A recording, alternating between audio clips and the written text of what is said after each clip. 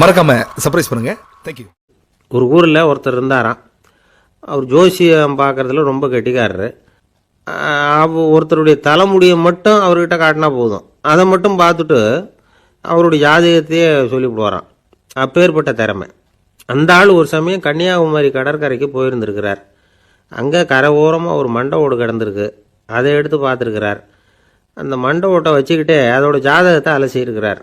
இந்த மண்டை ஓட்டுக்கு உரிய ஆசாமி வாழ்க்கையில் ரொம்ப கஷ்டப்பட்டுருக்கிறான், நிறைய கஷ்டத்தை அனுபவிச்சிருக்கிறான், அது தாங்க முடியாமல் தான் கடலில் விழுந்து தற்கொலை பண்ணிகிட்டு இருக்கான் அப்படிங்கிறத அவர் கணிச்சுட்டார். இருந்தாலும் இந்த மண்டை ஓடு இன்னமும் அனுபவிக்க வேண்டியது பாக்கி இருக்குது அப்படிங்கிறதையும் அவர் உணர்றார். அது சரி, ஒருத்த உயிரோடு இருக்கிற வரைக்கும் தானே நல்லது கெட்டதை அனுபவிக்க முடியும். செத்ததுக்கு அப்புறமும் பாக்கி இருக்குன்னா அதை எப்படி அனுபவிக்கிறது?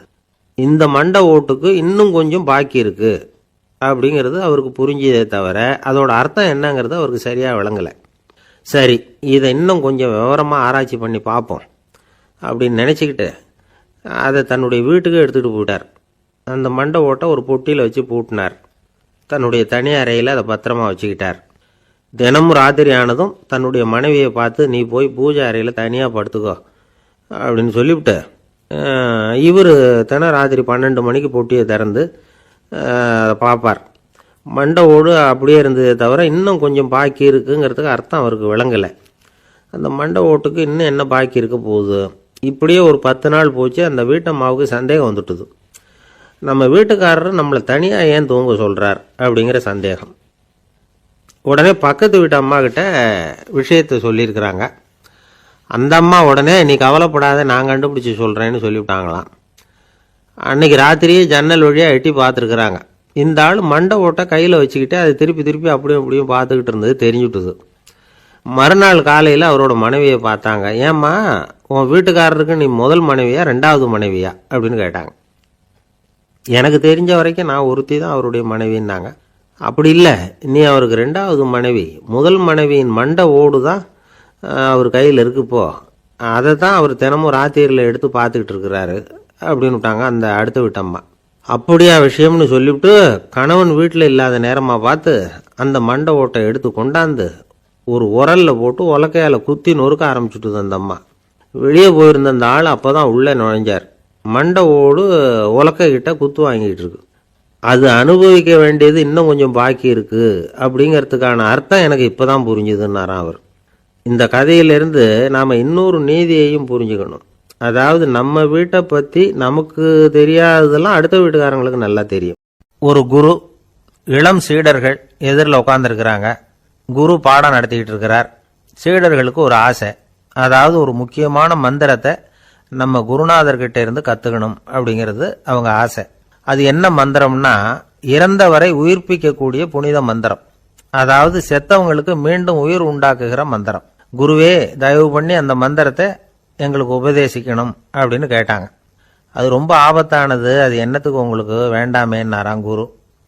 எங்களுடைய நம்பிக்கை உறுதிப்படுறதுக்காக தான் கேட்குறோம், வேற ஒன்றும் இல்லை அப்படின்னாங்களாம் சீடர்கள்.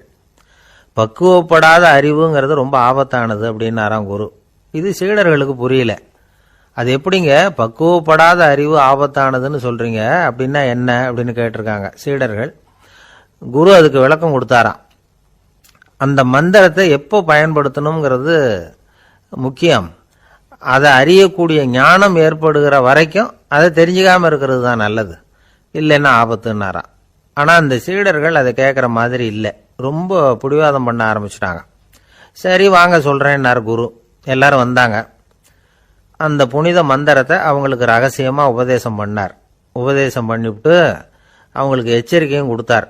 இந்த மந்திரத்தை நல்லா ஆராய்ச்சி பார்த்ததுக்கு அப்புறம் தான் உச்சரிக்கணும், அவசரப்பட்டு எதுவும் செஞ்சிடக்கூடாது அப்படின்னு ஒரு தடவைக்கு பல தடவை எச்சரிக்கை கொடுத்தார். சரின்னு சொல்லிவிட்டு அவங்கெல்லாம் மந்திரத்தை கற்றுக்கிட்டு எழுந்திரிச்சு போயிட்டாங்க. ஒரு நாள் அந்த சீடர்கள் எல்லாம் மணற்பாங்கான இடத்துல அப்படியே நடந்து போயிட்டு இருக்கிறாங்க. ஒரு பாலைவன பகுதி மாதிரி ஒரு இடம். அங்கே ஒரு இடத்துல எலும்புகள் குவியலாக கிடந்தது. உடனே இந்த சீடர்கள் முன்ன பின்ன யோசிக்காம, தியானமும் பண்ணாம அந்த மந்திரத்தோட பயனை சோதிச்சு பார்க்கணும் அப்படின்னு நினச்சிக்கிட்டு அந்த மந்திரத்தை உச்சரிக்க ஆரம்பிச்சிட்டாங்க. அவ்வளவுதான். உடனே என்னாச்சு தெரியுமா? அந்த எலும்புகள் எல்லாம் ஓநாய்களாக மாறி அவங்கள துரத்த ஆரம்பிச்சுட்டுது. சீடர்கள் எல்லாம் தலைதெறிக்கி ஓட ஆரம்பிச்சிட்டாங்க. ஓநாய்களும் விடலை, அவங்கள துரத்தி பிடிச்சி கடிச்சு கொதற ஆரம்பிச்சுட்டுது. அப்போதான் அந்த சீடர்களுக்கு குரு சொன்ன அறிவுரையோட அர்த்தம் புரிஞ்சுது. பக்குவப்படாத அறிவு ஆபத்தானது அப்படிங்கிறது. அதனால் இதிலேருந்து நாம் தெரிஞ்சுக்க வேண்டியது என்னென்னா, நாம் நம்ம அறிவை வளர்த்துக்கிட்டா மட்டும் போதாது, அந்த அறிவை எப்போ எப்படி பயன்படுத்தணும் அப்படிங்கிற பக்குவமும் நமக்கு வரணும். அப்போ தான் வாழ்க்கை நல்லபடியாக அமையும், இல்லைன்னா இடைஞ்சல் தான். இந்த காலத்தில் சில சின்ன பிள்ளைங்களுக்கே அறிவு ரொம்ப பக்குவப்பட்டிருக்குங்கிறத உணர முடியுது. ஒரு சின்ன பையன் பள்ளிக்கூடத்தில் மார்க் லிஸ்ட் கொடுத்தாங்க, வாங்கிக்கிட்டு அவசரமாக வீட்டுக்கு ஓடினான். எதிரில் வந்த ஒருத்தர் கேட்டார், என்ன அவசரம், ஏன் இப்படி வேகமாக ஓடுறேன்னார். எங்கள் அம்மா கிட்ட அடி வாங்கணும், அதுக்காக தான் ஓடுறேன்னா. அடி வாங்கிறதுக்கா இவ்வளவு அவசரம்னார் அவர். அப்படி இல்லைங்க, நான் போகிறதுக்குள்ளே எங்கள் அப்பா வீட்டுக்கு வந்துட்டாருன்னா